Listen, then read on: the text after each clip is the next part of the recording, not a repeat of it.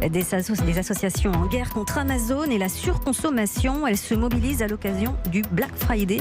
Votre invité ce soir, Nathalie, Jean-François Julliard, directeur général de Greenpeace France. Bonsoir Jean-François Julliard. Bonsoir. Merci d'être à mon micro ce soir en direct. Alors vous étiez notamment ce matin avec attaque devant l'entrepôt Amazon à Clichy dans les Hauts-de-Seine précisément, mais il y a eu effectivement différentes actions un peu partout en France et même à l'étranger.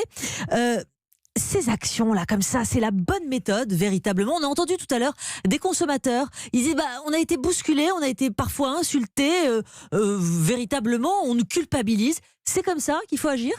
Alors c'est la bonne méthode pour interpeller sur les dérives de l'hyperconsommation que représente aujourd'hui le Black Friday. Donc oui, si ça permet de créer un débat public, si ça permet de poser ce questionnement autour de cette frénésie de la consommation qui aujourd'hui est l'une des principales responsables de la crise climatique et environnementale que nous vivons, il faut dénoncer ça. Bien sûr. Mais ce n'est pas les consommateurs les responsables. Non, ce n'est pas les consommateurs. Alors, qui sont les premiers responsables. On ne s'en prend pas aux consommateurs, on s'en est pris ce matin à Amazon et à ce que représente Amazon dans les multinationales de la consommation. Parce que Amazon aujourd'hui, c'est 15 milliards de produits vendus dans le monde, c'est autant de transports et donc d'émissions de gaz à effet de serre liées à ces transports, c'est autant de consommation d'énergie, donc c'est tout ça. Mais en même temps, sans culpabiliser les consommateurs, il faut que les consommateurs entendent ce discours-là et entendent qu'aujourd'hui... C'est une entrave à la liberté de chacun, ça s'appelle comment sinon ? Mais aujourd'hui, on ne peut plus continuer à consommer, à hyper-consommer comme on l'a fait pendant des décennies. Mais c'est pas de l'hyper-consommation quand les gens ils vont simplement faire leur cadeau de Noël, parce qu'évidemment le Black Friday, il tombe juste avant Noël et qu'ils ont justement anticipé, ils ont fait leur shortlist parce qu'ils n'ont pas forcément des grosses bourses.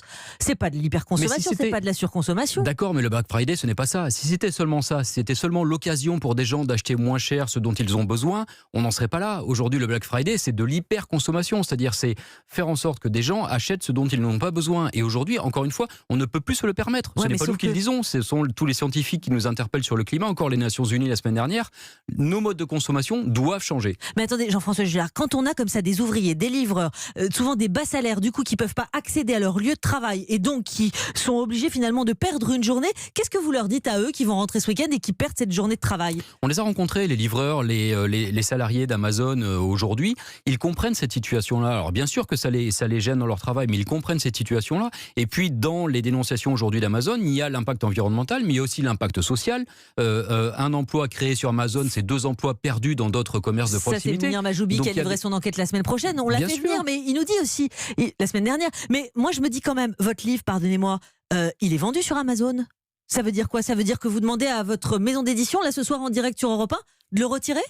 Mais mon livre, il est vendu par un distributeur. C'est pas moi qui ai choisi de le vendre sur Amazon. Vous savez quand même, la maison d'édition, vous discutez avec elle. Mais encore une fois, ce n'est pas tout le. Non, mais est-ce que vous dites ce soir, on retire le livre ? Je peux dire, on retire le livre ce soir. Et vous vous y engagez ? Mais bien sûr, je peux contacter ma maison d'édition pour en parler avec eux si vous voulez. Mais c'est pas moi qui ai décidé ou les lieux de vente. Mais encore une fois, ce n'est pas toute la consommation, parce que vous essayez de me faire passer pour quelqu'un qui est anti-commerce, anti-consommation, anti-entreprise. Ce n'est pas ce discours-là. C'est juste que le Black Friday et Amazon sont aujourd'hui responsables d'une consommation qui nous entraîne dans le mur. Et ce n'est pas simplement que moi je n'ai pas envie de consommer ou pas envie d'acheter chez Amazon. C'est juste qu'on ne peut plus se permettre ça aujourd'hui. Donc quand on bloque avec violence, parce qu'il y a eu des violences, des consommateurs l'ont dit, ils ont été molestés, ils ont été insultés, ils ont été culpabilisés. Je vous assure, je vous ferai entendre l'extrait sonore dans un instant. Il y a peut-être eu des dérapages, des débordements, mais tous les groupes aujourd'hui qui ont mené ces actions, que ce soit Youth for Climate, Extinction Rebellion, Attaque, les Amis de la Terre ou Greenpeace, sont des organisations profondément non violentes. Pourquoi vous ne faites pas un référendum ? Pourquoi vous ne faites pas un référendum sur l'interdiction d'Amazon ou du Black Friday ? Mais on essaie de faire tout un tas de choses. Aujourd'hui, c'était une série d'actions. Il y a du plaidoyer qui se fait, c'est-à-dire on va essayer de rencontrer et on rencontre les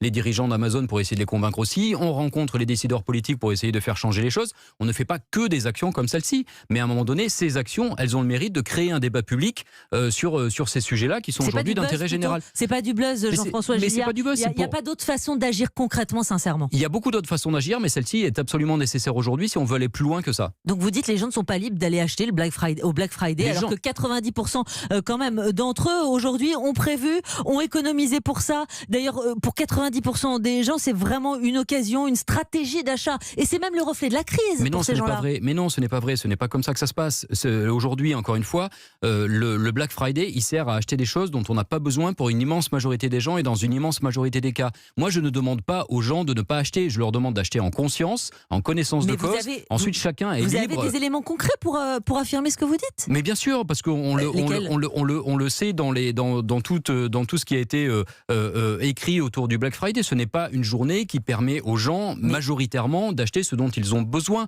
Aujourd'hui, on le voit bien, c'est une journée qui permet de vendre encore plus de téléphones portables. Mais les empêcher. Admettons qu'il y ait des éléments concrets, effectivement, qui vont dans votre sens.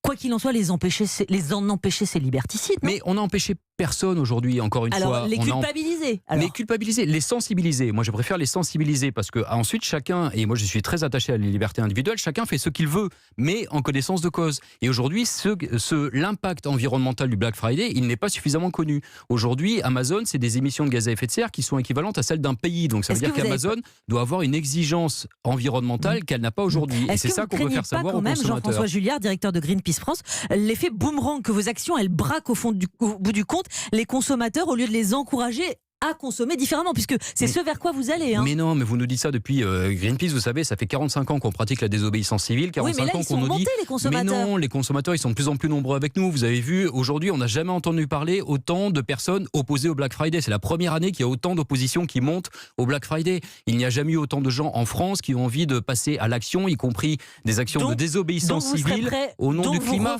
Donc vous re-signez. À chaque fois comme ça, il y aura des grosses périodes de soldes ou de promotion. Outre le Black Friday, vous y retournez et vous y retournez en nombre.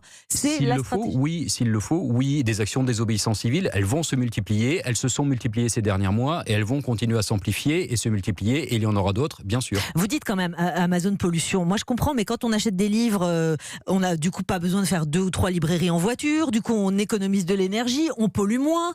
Mais non.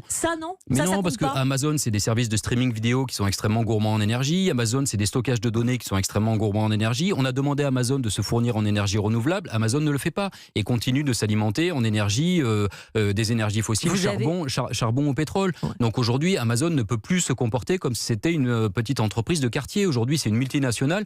La consommation d'énergie, vous en parlez, les connexions Internet, les portables, les ordinateurs, vous avez renoncé à tout ça, vous ? Mais non, mais est-ce qu'il faut... La consommation d'énergie, c'est ça en grosse partie. Mais arrêtez de me faire dire ce que je ne dis pas. Je ne dis pas qu'Amazon doit arrêter de consommer de l'énergie. Je dis qu'Amazon doit se fournir en énergie renouvelable. C'est pas pareil, ce n'est pas la même chose.